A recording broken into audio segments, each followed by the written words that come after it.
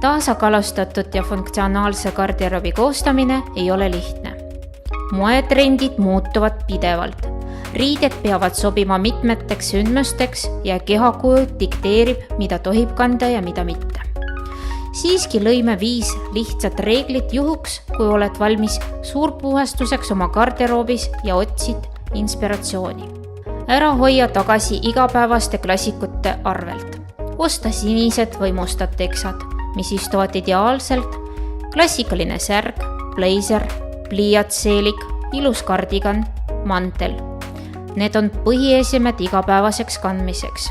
Investeerid tõesti kvaliteetsetesse ja lihtsatesse rõivastesse. Need sobivad kõigega.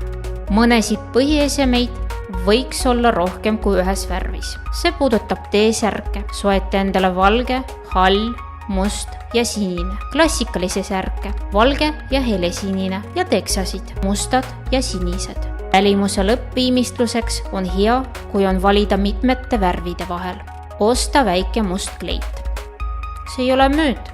Hästi valmistatud kleiti, mis sobib sinu kehakujule, saab kanda alati. Vaheta aksessuaarid ja võid minna kas või tööle või peole.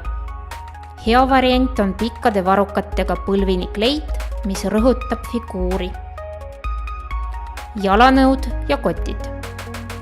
Naisel peab olema mitu klassikalist kingapaari ja kvaliteetne igapäevane kott, mis sobib igale võimalikule outfitile. Trendikad detailid. Ära üle pinguta, kasuta ainult üht trendikat detaili ja jätta ülejäänud minimaalseks ja klassikaliseks.